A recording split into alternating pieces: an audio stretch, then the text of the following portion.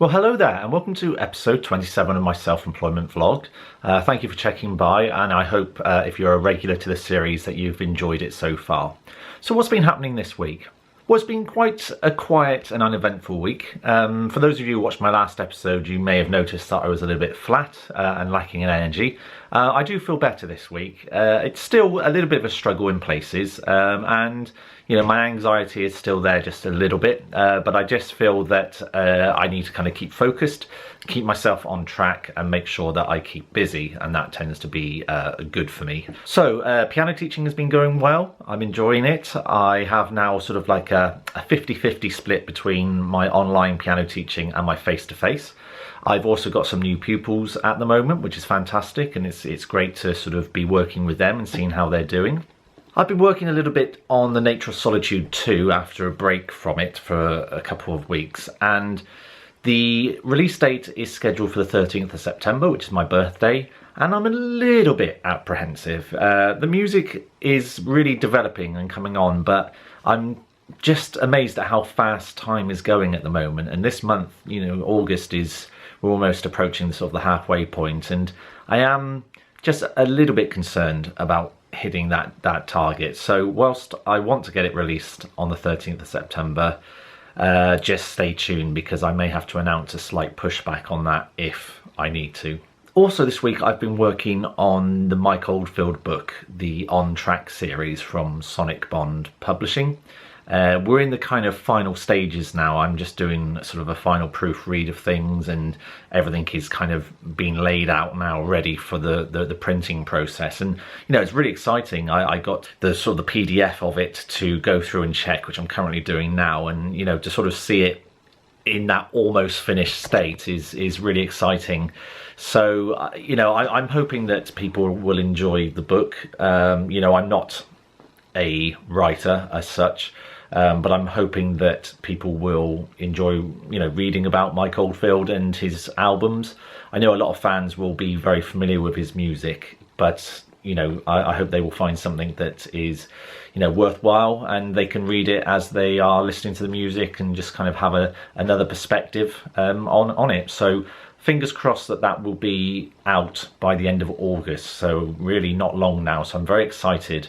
When I receive the actual physical copy, then I will of course post a video just to kind of, you know, go through that, and I will probably have a glass of something fizzy to celebrate, because it is, you know, quite a big moment to have your first book published. You know, it's a big moment, and whilst I can't say anything at the moment, I am in the process of starting a new book for the same series, the On Track series, but I'm not going to say what band or artist it is on just yet, because I'm not sure if it's common knowledge just yet. So I also did a bit of busking this week, trying to keep things going, trying to sort of keep ticking over with that.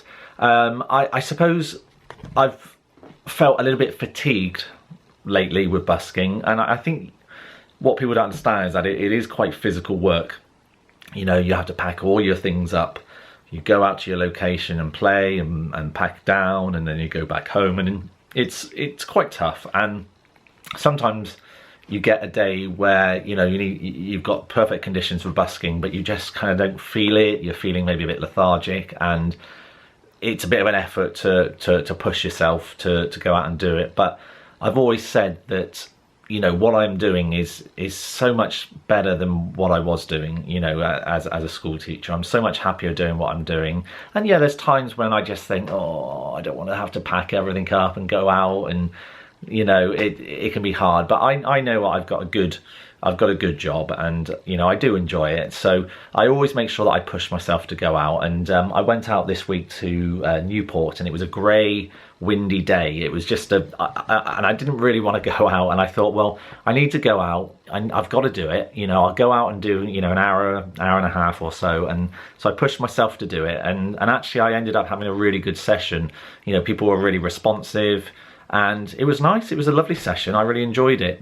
So it just goes to show that you can't judge a busking session on the weather, you know, because actually a few days later I went out to the same location, and it was a beautiful sunny day, and the town was busy, and it was slower. It did it was very strange. It was a different kind of experience. So so I have learned definitely from my busking experience now that actually you can't judge the weather, and in some respects sometimes a grey day is more successful because music lifts people's spirits. You know, obviously they're going out and it's like a bit grey and murky or stormy, and they feel a bit like flat, and then they hear some nice music and it lifts their spirits. And I think actually sometimes that's better than like a really sunny day.